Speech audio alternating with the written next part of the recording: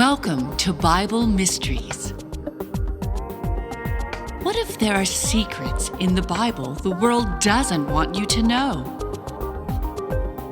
You're listening to episode 117, Extra or Ultra-Terrestrial, Part 3. Now here are your hosts, Scott and John.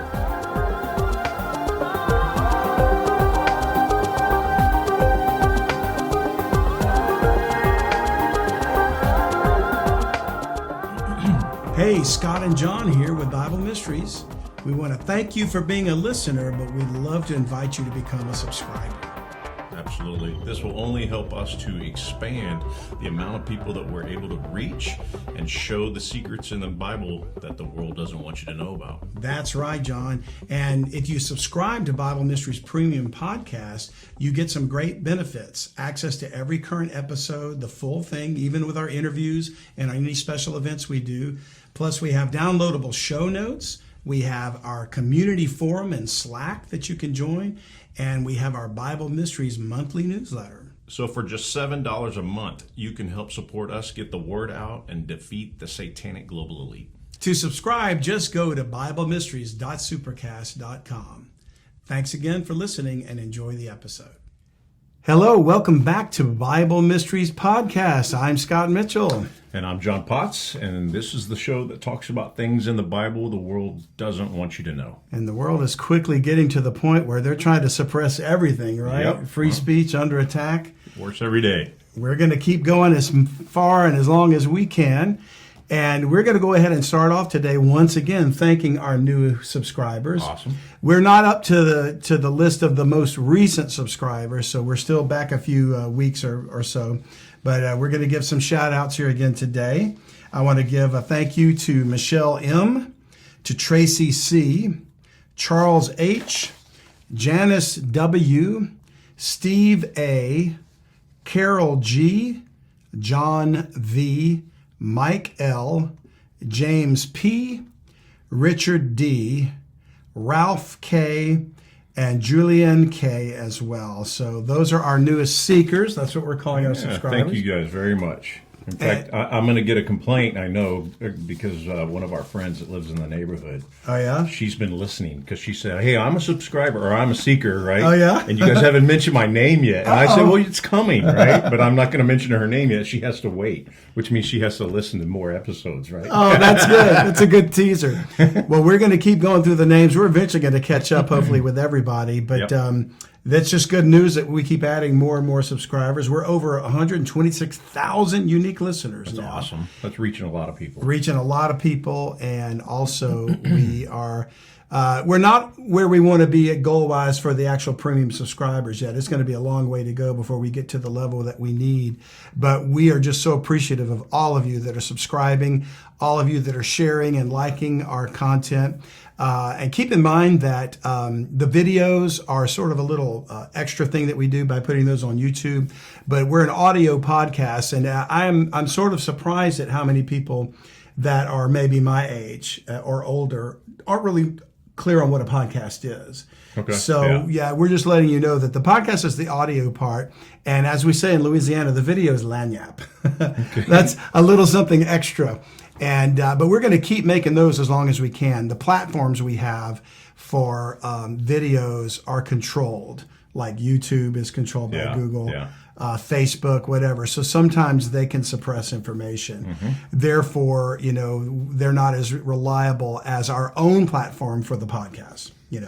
So anyway, and then one more thing before we get away is we had a lot of people sign up in November and got Gary Miller's book on creation. Yeah, it was a great book. So, I really like that book and loved it. We're going to have Gary back again, but I just want to thank all the people that did subscribe in November. And if you haven't already gotten your book yet, you will shortly. We have just a few more to get out, and we'll get those shipped out this coming week. So I was on a plane to Nashville a couple weeks ago, and I took that book. And I was reading it on the plane, and I always sit in the aisle seat. Yeah. And there was a lady on the other side of the aisle seat, and she kept looking at the book. Right?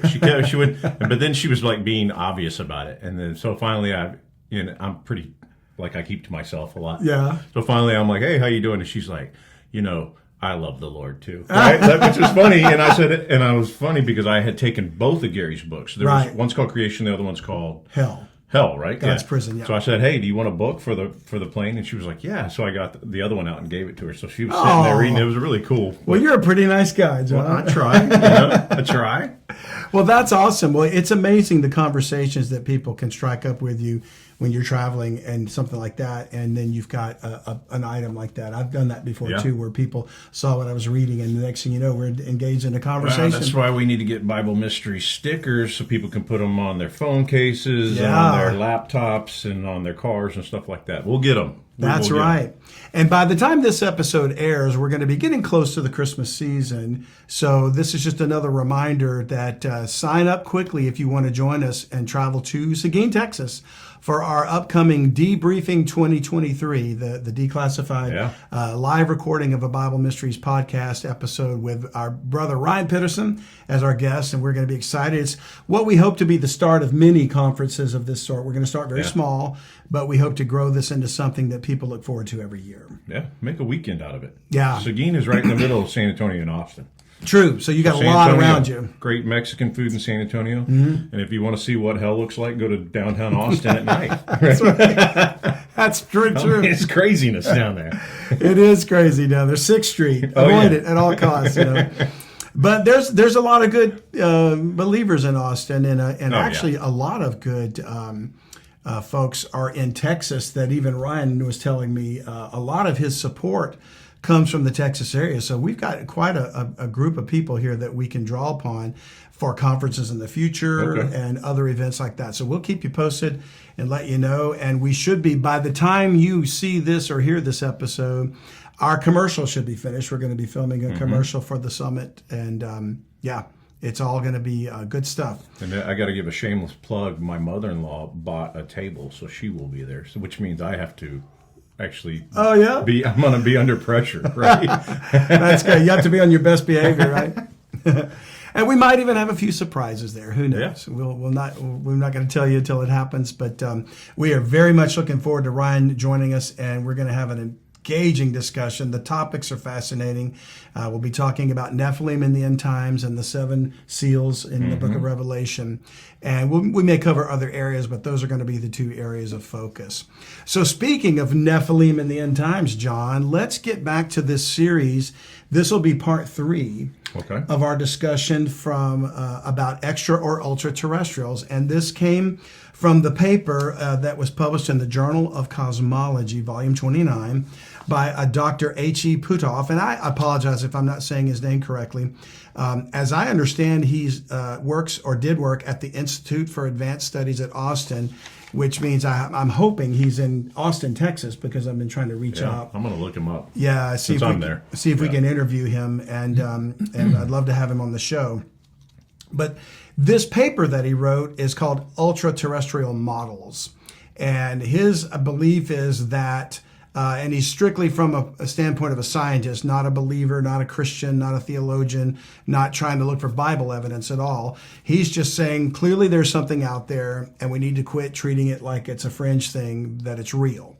And so he poses several ideas of what this could be, and in his background, and I'm going to, all these references that we're going to cite from his paper are going to be put in the show notes for you to go back and look at if you want to, but you can download the entire PDF of his paper here and read it yourself. But he says that for the models of the background of this, he's saying that they include such categories as a hidden community of ETs / gods. Okay. In other words, who are these extraterrestrials? Why is there this technology for what they call UAPs? Yeah. Unidentified aerial phenomenon. It's not UFOs anymore. Yeah. UAPs for whatever reason. And he thinks, is it possible that they were stranded here millennia ago, a la Zecharia Sitchin's Earth Chronicles series? So he kind of draws on that theory. He also says, could they be the isolated remnants of a pre-Diluvial high-tech society? And then he gives in parentheses the Atlantis myth. So you've heard of Atlantis, right, John? And the idea that there was this golden age civilization that was destroyed by some cataclysm, and could this be like a surviving remnant of those? Yeah. Okay. Or he posits an ancient occult group, occult simply means secret, who happened to stumble on new energy sources and control of gravity, and that they have this technology, but the world doesn't know about it. Okay. And he says that could include a post-World War II covert cabal of the military-industrial complex variety, in line with Dolan's breakaway civilization concept. I've never read Dolan's breakaway civilization concept. Yeah, neither have I. But he just sort of summarized it there. And John, have you ever heard of that?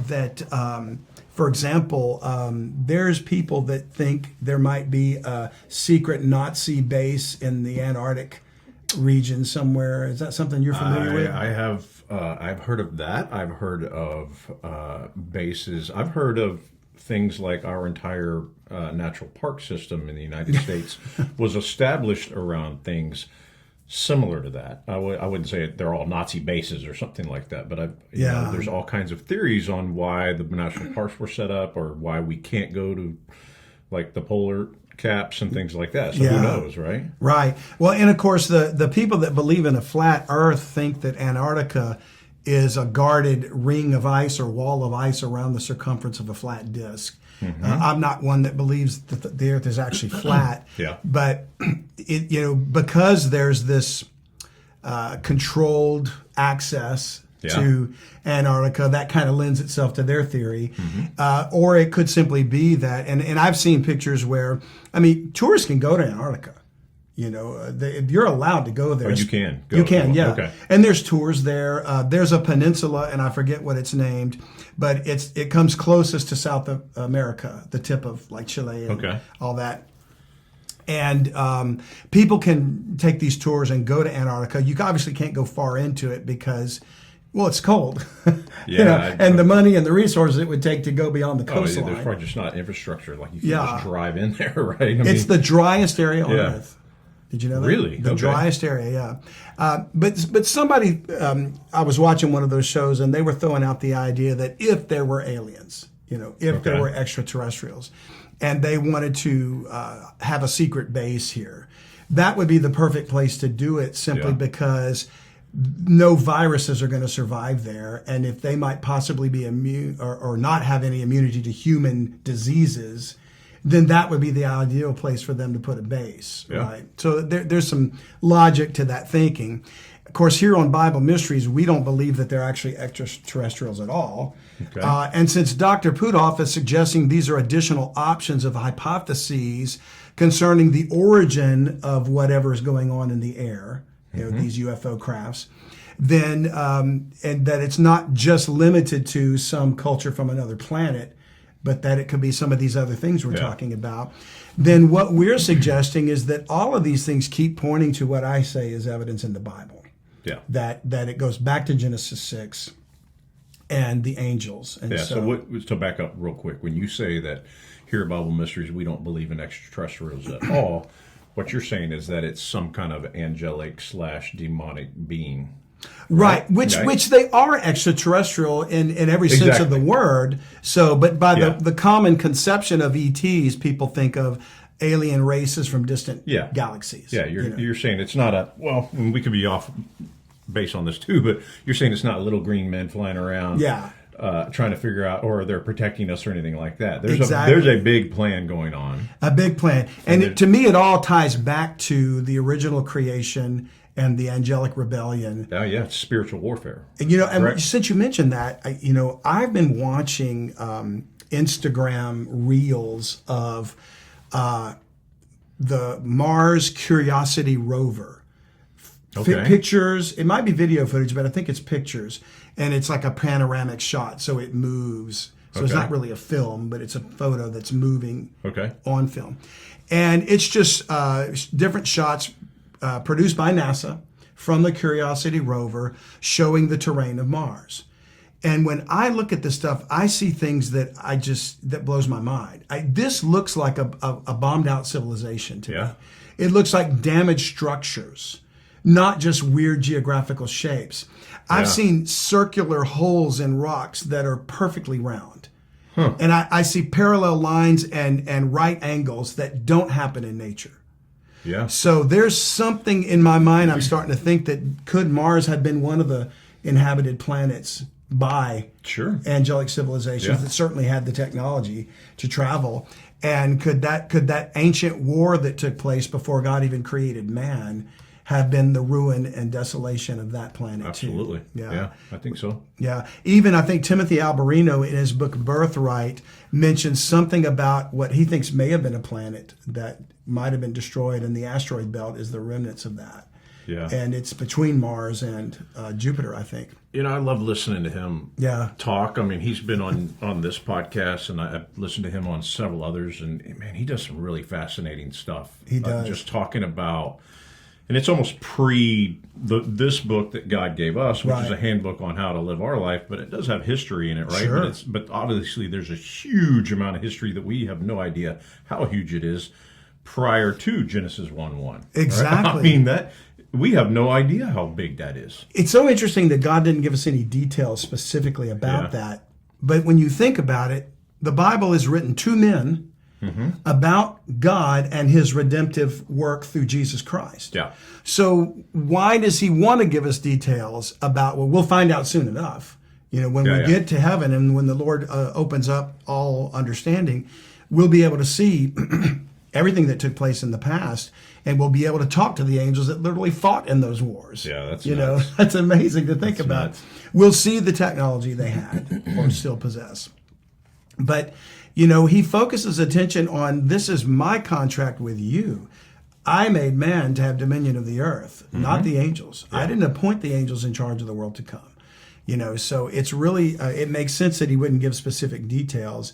And we do our best to glean what we can from the scriptures, making reference to some historical references, like records rather, like the Book of Enoch or maybe other apocrypha.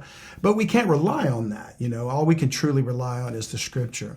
So what we're going to continue to do in this series, and we'll probably do about 4 episodes of this, John, Lord willing, is we're going to look at each one of these supposed hypotheses from Dr. Puthoff's Ultraterrestrial Models. And we're going to see if it lines up with anything that's already in Scripture that at least hints to that. Okay.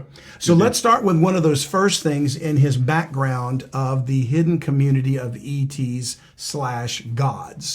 And that means that these were, you know, all of these ancient astronauts and ancient aliens type shows that you see, to me, are pushing the paradigm of this agenda that people that wrote about angels didn't see angels, they saw ETs. Yeah. And I say, no, it's the opposite. People that, you know, saw angels actually saw angels, and they are masquerading as aliens or whatever. And that might be the final deception. But the fact that there was an ancient group of gods is clear in the book of Psalms. So let's start there. We'll go to Psalm 82. And we're going to see something that a lot of Christians don't even know is in their Bible. And starting in verse 1, it's just a short chapter. It says, God standeth in the congregation of the mighty. He judgeth among the gods. That's little g. Now, it's still the word Elohim in Hebrew, which is God. But the gods, plural, when you think about the angels are called B'nai Elohim, sons of God. Yes. Then that's who he's talking about. Yeah. These are angels. And he says, how long will you judge unjustly and accept the persons of the wicked, Selah? And that tells me that he must be discussing these rebellious angels. Okay. He's addressing the fallen angels. And Ryan, in his book, and actually several authors, I think Timothy as well, and perhaps even L.A. Marzulli, all contend that there's an idea that God divided the nations among the angels, and they're called the Watchers in the book of Daniel. Yeah. And yet he took Israel to be his. Okay. That nation, well, they became a nation after Abraham brought forth Isaac. And so he dealt with them as a people, made a covenant with them. Wow, that sorry to interrupt you. Is that why he calls them my chosen people? Yeah. Wow. That kind of brings a whole new light to that. I was kind of just breezed over that, like, oh, God's chosen people, whatever. But now if you're saying they were kind of divvied up, like, hey, you get this one, and my chosen is this one. Right. Wow, that's kind of a crazy concept. And another concept to think about is, at some point in the book of Daniel, an angel is speaking to Daniel about his prince, Michael. And Michael, the archangel. So it seems that every nation has a prince over it, because we see there's a prince of Grecia, a prince of Persia. Remember, we've talked about those fallen angels that are over two of the empires of the Greek and the Persian and whatever. Well, so there's every reason to believe that didn't stop, that even today the U.S. has a fallen angel prince. France has a fallen angel prince. Russia, China. But also a prince that is not fallen? No, I think they're all fallen. Okay. I think they're all fallen because God, according to the one passage that I can say that I could agree with these authors I discussed about the nations having angels over them, is that in Romans chapter 1, God said he gave them up to vile affections, to worship and serve the creature more than the creator. Yeah. So at some point, God stopped dealing with mankind, probably after the flood of Noah, and because of it. Because what did they do? They intermingled with angels, fallen angels. So he said, that's what you chose, that's what you get. But I'll call out a people, starting with Noah, going through to Abraham and then Israel. Okay. So he assigned them a prince, Michael the archangel, and he made a covenant with them. Now they turned to be wicked too in history, as the other nations were, and therefore God made them become not my people, Hosea chapter 1. Okay. And there's right now they're not in a covenant relationship with the Lord, but he's going to restore them very soon. Okay. And we believe that Israel will once again be the people of God. So he's addressing these gods from my perspective. It's the fallen angels that maybe he's saying to them, listen, I gave up humanity for you guys to lead, and what have you done with them? You've made them worse, right? So he's saying, how long are you going to judge unjustly and accept the persons of the wicked? Defend the poor, verse 3, and fatherless. Do justice to the afflicted and needy. Deliver the poor and needy, rid them out of the hand of the wicked. He's saying, like, you're not leading them in the right direction. You're not watching over them in a way that's beneficial. He says in verse 5, they know not. He's talking about mankind. Neither will they understand. They walk on in darkness. All the foundations of the earth are out of course. So the result of them not teaching men the right ways of God, because they rebelled, these angels, mankind went his way, and wickedness and sin prevailed. Corruption overwhelmed the earth, as it's doing right now. But one final time he addresses them directly in verse 6, and he says, I've said ye are gods, and all of you are children of the Most High. So that's how we know they're the angels, the Benai Elohim. But ye shall die like men, and fall like one of the princes. Arise, O God, judge the earth, for thou shalt inherit all nations. And the last verse there seems to imply that because you won't do the right thing, you're going to be destroyed and you're going to die like men when my son comes back to restore all righteousness. And he will inherit the nations. And while Israel will reign over the nations, above them is Christ. So ultimately, he's going to restore the nations back to God's provision. And all this is part of that ancient battle that you were watching them talk about, Crazy. So really is a fascinating thing to think about, that fallen angels have been and even now are influencing humanity and directing satanic activity on the earth. And in no part of this chapter here, this is all the watchers, right? There's Satan is not here. He's not one of these. Because he was smart enough to convince them to do his dirty work, right? Exactly. And we don't know if these are the ones that fell and took the wives. This could be another group that is also corrupted. And that's fascinating to think about too, John. That, we think about nations and men and empires battling in war for the mastery of a land or resources or whatever. It's been going on since we've been on the earth. Right? Well, why would the fallen angels be any different? Maybe they too are fighting for supremacy. Maybe these sons of God and their Nephilim offspring were fighting those sons of God and their Nephilim offspring before the flood of Noah. And there was all kinds of war and factional fighting going on before the final flood. And the book of Enoch seems to indicate that that's what happened, that they would destroy one another before God came, and that the sons of God would see their sons destroyed by each other before he came and brought the flood. Don't you think that that's what this chapter is about? Now these fallen angels are now in front of God. He's judging them. Yeah. And he's about to, I'm assuming, deliver, hey, you're going to now watch what you created be destroyed. Absolutely. And I think it's ultimately, obviously this was written after the flood of Noah when David wrote this psalm. Okay. But he could be referring back to that. And it's a picture and type of what's coming when the Lord comes back. Yeah. Because remember, over and over again, we have to return to the passage in Matthew 24 when Christ said, as it was in the days of Noah, so shall it be in the days of the coming of the Son of Man. Right? So the parallels are there. We just have to accept it. And it's the thing that churches won't talk about. It's the spiritual. Is that the same passage that says knowledge will increase and men will travel to and fro? Or is that a different chapter in Matthew? That passage is in Daniel 12. Oh, that's in Daniel. That's in the Old Testament, which actually we're going to go to Daniel now. Okay, but we're going to go to chapter 10. What a setup. Yeah, it was a setup. Like we didn't even rehearse that. Talk about serendipity, right? Make sure I went the right direction for Daniel. It's after Ezekiel, right? After Ezekiel, yep. Daniel is right after Ezekiel and right before Hosea, I believe.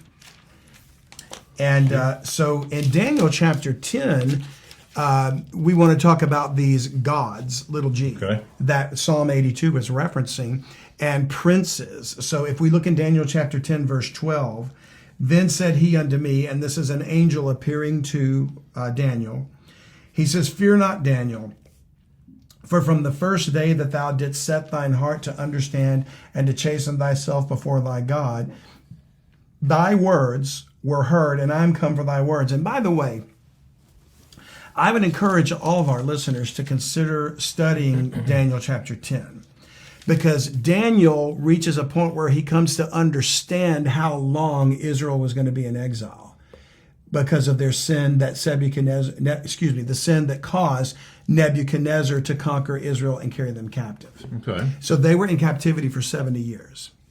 And that was the fulfillment of a prophecy. So Daniel figured that out, or he read it, or he understood it. Okay. And once he realized that was the case, he began to pray and he began to make a confession. He was saying, now I know why we were punished. We did wrong. We disobeyed the Lord. We rebelled against him. We worship other gods. Yeah. And he begins to make a confession. And that when he does that, the angel that's speaking to him then appears. That is a picture of the national restoration program of Israel, because God is waiting on the nation to make their confession. Okay. Like Daniel did. Yeah. And when they do collectively, he's going to turn his attention back to them, and their prince will return, Michael. Okay. And then their king will return. Just like Jesus the angel Christ. reappears to Daniel. Just like the angel appearing here. So it's an amazing picture to think about, So that's Daniel 10, if somebody wants to study what you just spoke about. Yeah, if they want to study all the verses that lead up to where we're reading right now. Okay. So right now he's saying, hey, God heard your words and I'm come for them. I heard your confession and I'm coming. And he says, from the day you started, and he says to, let me read it right. You did set thine heart to understand, verse 12, and to chasten thyself before thy God. Thy words were heard, and I am come for thy words. But the prince of the kingdom of Persia withstood me 21 days. Meaning, God heard your word and he sent me to you, but I've been 3 weeks fighting with this angel who's been keeping me from getting to you. Yeah. That's amazing. So when we talk about this hidden community of ET's gods, they're not hidden in the scripture. Yeah. This community of gods are the princes of the nations that surround this planet and probably have fortresses and barriers set up so that God's angels can't come in. Little do they know they're going to be wiped out completely when the Lord returns. Hi, if you're enjoying this podcast, please consider being a full-time subscriber. We are going to use these funds to expand the message and get the word out about what's in the Bible that the world doesn't want you to know about. That's right, John. We appreciate you listening, but we'd love it if you'd subscribe. That way we can reach more people with the time we have left. So enjoy the rest of the podcast, but think about subscribing if the Lord puts it on your heart. To subscribe, just go to BibleMysteries.supercast.com. Thanks. And here's what he says, but lo, Michael, one of the chief princes, that's how we know these are angels, came to help me, and I remained there with the kings of Persia. So the prince of Persia then was an angelic being, a fallen angel, that was we'll call him like the governor over Persia. Yeah. And when you think about these kingdoms of the world, first was Babylon, conquered by Persia, then conquered by Greece, then conquered by Rome. Mm-hmm. And so are there factions fighting within the fallen angels? Evidently, yes. Because they're all vying for supremacy. It was the Persian Empire that replaced the Babylonian. It was Alexander the Great and the Macedonian Empire that replaced Persia. And then Rome replaced Greece. So they fight amongst themselves. And he says... and he withstood him 21 days, which is kind of crazy to think about. Like, I mean, that's like a full-on 3-week battle. That's a battle. Back and forth. You know, what kind of battle do angels have? And were they like fighting each other with like lightsabers, like Obi-Wan Kenobi and Darth Vader? Yeah, like what kind of, were they in how do they craft? I think they were in craft. Huh. You know, the same kind of crafts that we see them in Ezekiel, perhaps. Chapter 1 and chapter 10. So that's pretty fascinating because you think, I guess my perception of reading through the Bible or just growing up, whatever, in church, you always think, if God says, I need you to go down to earth, that they just, they're there, right? And what you're saying is, no, they actually have to travel through time and space. And enemy lines. Enemy lines, and they're being encountered by other beings that are, and obviously says it right here, that they withstood him. Yeah, withstood him for a number. And then he says, and then Michael came to back him up, right? Which implies that and then he was the general. Then he had to hang out, and I remained there with the kings of Persia, which I don't even know if I understand that. What is that, like earthly kings?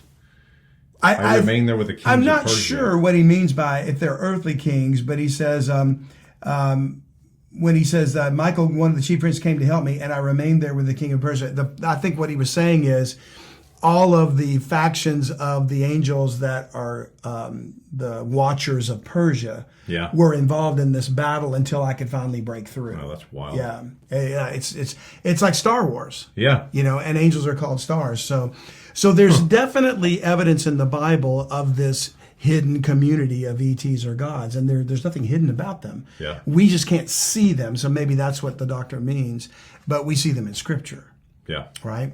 So that's just a fascinating thought. And then if we move on to his second suggested possibility of what are creating this aerial phenomenon of UFOs, a pre-Diluvial high-tech society. Mm-hmm. And, you know, there was a fascinating series on Netflix I watched recently called Ancient Apocalypse.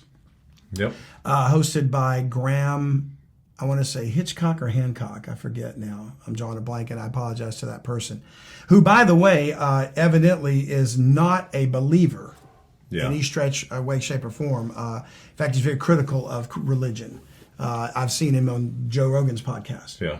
And he's very critical of religion. And it's fascinating to me that he was trying to say that, and this flies in the face of all the archaeological belief system, that man didn't go from being a monkey to a hunter-gatherer to a more intelligent agrarian society in that order. He thinks that there was an advanced society back then somewhere that built the monolithic structures like pyramids and all these places that you go to Göbekli Tepe and Turkey and all these other places. And I agree with that. I agree with that. I do too. Yeah. But he completely dismisses the idea that there were giants. Oh, I didn't know that. Yeah. Okay. So he was saying that, you know, look at all these writings. They talk about a flying serpent. They talk about this person that came with advanced technology from far away, and all these different cultures have this story. And he said we should be listening to that. We should be looking at that. All these cultures have a cataclysm of a flood of some kind, and even the Bible talked about that. We should be looking at that and seeing what it is. And then he admits all these cultures mention giants. Well, I don't believe there were any giants. So you're doing the same thing that you accuse the archaeologists of doing, of just ignoring the evidence that's there because you don't think there were giants on the earth. Well, like Blurry Creature says, the Smithsonian has the bones, right? Yeah. So he should go take a look in the basement of the Smithsonian if he can get access to. Well, I mean, there's so many structures all around the world that you look at, and it's kind of like, how was it? That thing had to have been built by giants. Like human beings could not Why would have been lifted that up. Yeah, it's fascinating. So I would say that series does a good job of proving that we weren't always just simpletons hunting and gathering, and then finally suddenly discovered language and how to farm. Yeah. Now he contends they were probably advanced people living alongside hunter-gatherers, as if to say there was another species maybe of human beings, and there was like Homo sapiens and there were Neanderthals living. Okay. And his whole point is it throws off the entire timeline of archaeological thinking of when man became Homo sapiens versus that they millions of years or thousands of years or whatever they say it was, and that they were two different species rather than one merging into the other. Sure. So then he's upsetting the apple cart for evolutionists too. So a lot of people don't like him because of what he's saying, but I'm saying that he's closer to what the Bible says than he realizes. Yeah, yeah. So was there a pre-Diluvial, that word means before the flood, high-tech society? Well, there's evidence in the scripture is that there was. So we go to Genesis 6. And this is our go-to passage, of course, over and over again, because it proves something. Without saying it directly, we have to read between the lines and realize something's going on here. Genesis 6, verse 1. You're Genesis 4. Oh, Genesis 4, excuse me. Genesis 4. I'm sorry. After all that build-up, I was in the wrong chapter. So Genesis 4, verse 16. And Cain went out from the presence of the Lord and dwelt in the land of Nod on the east of Eden. Now, for those who might not know, Cain was the brother of Abel. They both brought a sacrifice in the course of time. Cain brought a bloodless sacrifice, and it wasn't accepted. Yeah. Because the Bible says in the book of Hebrews, without the shedding of blood, there's no remission for sins. Yeah. So Abel's sacrifice was accepted because it was of the sheep and the flock. Cain brought of the fruit of the ground. There's no blood in a turnip, right? You can't get blood from a turnip. That's where that expression comes from. Okay. Yeah. So God said, if you do well, it'll be accepted. If you don't, sin lies at the door. Well, he turned around and killed his brother. Okay. All right. Yep. So God put a mark on him and sent him out. And so Cain is the first human rebel against God. Yeah. If you don't count Adam's disobedience. Yeah. He's the first one that openly defied God, murdered him. And then what does he do? Verse 17, Cain knew his wife, and she conceived and bare Enoch. Now, that's not the Enoch that was from Seth's lineage. Yeah. This is an earlier Enoch. Didn't write the book of Enoch, but that's where the history. Yeah, allegedly. That's where the book of Enoch came from. Right. Yeah. Allegedly, it's the. So if you look at the two sons of Noah, where there's a lineage that comes down, Cain had a lineage that was probably rebellious and dark against the Lord, and Seth had a lineage that goes to Noah. Yeah. And that would have been the godly line. Yeah. Not that they were all godly men, but you get the idea. Yeah. So Cain bare Enoch, and he builded a city and called the name of the city after the name of his son Enoch. Now, it's interesting. You read that and you think, oh, yeah, the guy went out and built a city. Big deal. Well, no, it's the first city. Okay, yeah. And not only did he build a city, but he named a city after his son. So the indication is this is not being done for the Lord. And remember, there's a city in Genesis 11 that all mankind built after the flood, Babel. Yeah, and God came down and confounded the language. It's like something about these cities seems to be in open defiance against the Lord. Okay. It's an act of rebellion, And what big cities are good? In America, everybody wants to move to the country. Yeah. The crime, corruption, politics, all of that. Cities to me are places. And we have to build giant structures that show how great we are, like the Washington Monument and the Sears Tower. Oh, wait till we get into all that, right? I won't start that up yet, but yeah. I plan to do a series on the occult cities symbolism. have this, right? Yeah. These giant skyscrapers are monuments, and they're never to God. It's always look how great we are. We are, exactly. Man is arrogant. I won't go down that rabbit hole. And not only is it man saying, look how great we are, but what we don't know and what's hidden is it's also man saying, look what we worship. Yeah. And it's not God. Yeah. Yeah. So anyway, back to I'm sorry we get off that tangent. That was my fault. But he says he built the city, named it after his son Enoch, verse 18. And unto Enoch was born Irad, and Irad begat Mehujael, and Mehujael begat Methusael, and Methusael begat Lamech. Now this is just a chronology of ancestry from Cain. Verse 19, and Lamech took unto him 2 wives, so evidently the first bigamist. Again, kind of showing the lineage of rebellion here.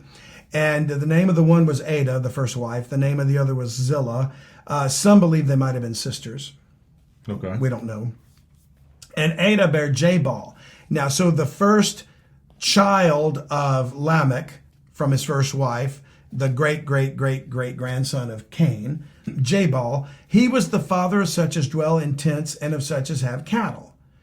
So evidently, how does this guy, in other words, this is a lineage, a genealogy of a line that stops at the end of the chapter and doesn't continue anymore. Whereas the lineage of Seth, which begins in verse 25, goes all the way to Noah, to Abraham, to Moses, to David, to Christ. Yeah. Yeah. Okay. So it's interesting that it stops here, and yet they take the time to list these men and what they were the first in. Jabal, the first to be the father of such as dwell in tents and such as have cattle. So an agrarian type society began with him, if you will, because tents and cattle implies animal husbandry, staying in a location, whatever. Yeah. Okay. 21, and his brother's name was Jubal. So you got Jabal and Jubal. He was the father of all as handle the harp and organ. First musician. All right. Music is not something you just suddenly discover how to do. You don't think he just found a log? I'm going to stretch some strings across this and see what happens? You think he was shown that? Is that what you're getting at? Yeah, I think he was shown it. And there's what we're leading at. The third brother, which is the brother of the other mother, Zillah, she bare Tubal-Cain. Notice the reference back to Cain in his name. He's an instructor of every artificer in brass and iron. And so that means metallurgy, weaponry. Yeah. Right? Even martial arts, you could say, came from that. And so 3 Cainite descendants in a rebellious line of men, defiant against God, are the first to start what you would call advanced technology. Yeah. In other words, in their lifetimes, there seems to have been an explosion of technology, of advancement in technology. That's what it's implying without saying those words.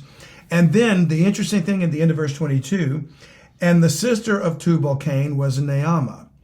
Now, it's very rare for a woman to be mentioned in a genealogy for any reason other than she does something remarkable. Yeah. Like Deborah, one of the judges of Israel. Okay. Sarah, the wife of Abraham. Rebecca, the wife of Isaac. Yeah. And so something remarkable there because they brought forth the nation Israel, ultimately. Yeah, right? Yeah, absolutely. Eve, the first woman, something remarkable about her. But there were many, many sisters, wives, mothers in this long time period before the flood of Noah that aren't mentioned. But Naamah gets mentioned with no reference to anything she ever did. And her name, incidentally, means beautiful. Naamah means beautiful. And then Lamech goes on to say something about, I killed a guy, and if Cain would be avenged for killing his brother, I'm going to be avenged 70-fold, which seems to be a statement of open defiance against God, right? And then from that point forward, nothing more is said about Cain's descendants. It is very likely that the first incursion of the sons of God in Genesis chapter 6 occurred with this line of people, this family. I mean, why would they mention Naamah, right? And she may have been the first daughter or sister or wife or whatever that was offered to the angels in exchange. So in other words, I believe what probably took place was the angels came down and said, hey, give us Naamah to wife. Yeah. We'll bear children through her and we'll teach you. Obviously, they're not going to give them all the trade secrets, but they're going to give them something. Yeah. And the book of Enoch talks about they taught them all these things, women how to beautify their faces with makeup, herbology and pharmacology, mixing and smoking peyote and all that stuff. Yeah. And all of those things, archaeology, astronomy, astrology probably. So some knowledge, but not the best knowledge, right? Not God's knowledge. They're probably holding that back. Right. Like they're not going to teach them how to make an atomic weapon, right? They're going to hold that back because they're going to want to control these people down the road, right? And not the righteous knowledge of God, but rather a corrupted or perverted knowledge that would cause them to fall in a form of worship of Baal and Molech and Satan. And that's ultimately what happens. So that I believe the first incursion probably took place in their lifetime. It happens in Genesis 6, but that's about the time of all this happening. And so It says that they were the first to do, or the father, I should say, of them that dwell in tents, the father of those that handle the harp and organ, and the father of every artificer in brass and iron. Mm-hmm. I believe the wives were given in exchange for advanced technology. I think you're right. And I believe it's a willing trade that took place. I don't believe they came and just took these women and raped them. Yeah. In Genesis 6. I believe a willing trade took place because since man was given dominion of the earth by God, these fallen angels or watchers had to ask permission and entered into a contract. Yeah. Because if you go to Genesis 6 chapter verse 2, it says that the sons of God saw the daughters of men that they were fair and they took them wives. They were beautiful, took them wives of all that they chose. So if they took them, why take them as wives? That's a contract. Marriage is a contract, and therefore I say that this was done willingly by the humans. Plus it says that which they chose. I've never really thought of that before, but that's almost like there was hey, there's 10 of them here that you could pick one. Yeah. I don't know if that's true or not, but that's almost like when you choose something, you have options, right? Yeah. Hey, I'm going to drink Coke or Pepsi, right? You choose. So it's not like they just came down and some guy was like, hey, I want to learn how to make whatever, work with brass and iron and all that, and I'll give you my daughter. He may have said, hey, there's 15 very beautiful women here, and you get to choose which one you want. I don't know. Maybe I'm going way off. No, I think you're right. They selected the one they preferred, and then that tells me that imagine being one of the women who weren't chosen. The women were vying for the top position. Hey, my husband is a B'nai Elohim. Oh, yeah. I'm going to bring forth Nephilim. You're instant royalty. Yes. If that happens. And that's what they were. They became kings on the earth, these sons. Yeah. The sons of these families. And hence the whole idea of the royal bloodlines. Yeah. And then the royal family today. And you don't mean to tell me there's probably not some Nephilim DNA involved in that? Oh, yeah. Because this whole idea of royal bloodlines is something that it's not just ancient history. It's still going on. It's just under the radar. It's behind the scenes. And one last thing before we run out of time, John, go to the book of Ecclesiastes. This is something we talk about a lot, and it's right after Proverbs rather. Psalms, Proverbs, then Ecclesiastes in chapter 1. Because we're discussing the idea of a pre-Diluvial high-tech society, right? Well, we know that there was an explosion of technology probably offered by the sons of God. Yeah. And then we also see this in chapter 1 of Ecclesiastes, verse 9. The thing which hath been, it is that which shall be, and that which is done is that which shall be done, and there is no new thing under the sun. Is there anything whereof it may be said, see, this is new? It hath been already of old time, which was before us. There's no remembrance of former things, neither shall there be any remembrance of those that are to come with those that shall come after. Now, whether Graham Hancock wants to admit it or not, he says, I believe that we are human beings faced with amnesia, and that we don't remember we once were advanced civilization. Well, he's in agreement with the scriptures, whether he denies the God of the Bible or not. None of the new technology we see now or will see in the future is actually new according to the Bible. That's crazy. We're just discovering the lost knowledge of the ancients.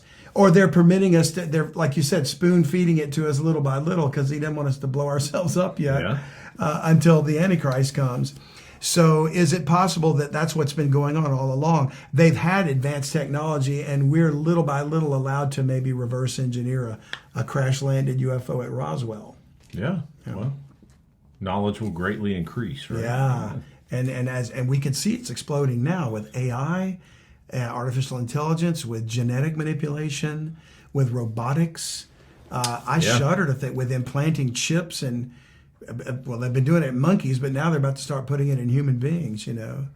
Don't they want to make it your vaccine passport on your skin? Yeah, exactly. That's a whole other podcast, or 5. Yeah, exactly. And we're actually out of time, folks, but we're going to stop here and continue this discussion about the ultra-terrestrial models because we got to get to the ancient occult group next. Ooh, that's a good one right there. Which is going to be, the secret societies, Masonics, yeah, Illuminati, right? And I got to tell you, I found a website called Illuminati.com that will startle you at what they're claiming. We'll have to look at that next time. All right. Very cool. So thank you guys for listening today. very much appreciate you being a part of this podcast. Thank you for sharing and liking and telling your friends about it. Until next time, John, we'll see you. We'll see you then. All right. Hey, thanks again for listening. We hope you've enjoyed this podcast episode, and we so much appreciate you sharing with others and your friends and tell them about the show. And we'd also love it if you'd one more time consider joining Bible Mysteries Premium Podcast as a subscriber. Absolutely. And keep in mind that your subscription helps us get the word out to as many people as we can possibly reach. So we appreciate you partnering with us. Don't forget, it's BibleMysteries.supercast.com. And thanks again for joining us today. Thank you for listening today. If you like what you heard, share it with a friend. If you want to learn more, you can go to Unlock the Bible Now. That's utbnow.com.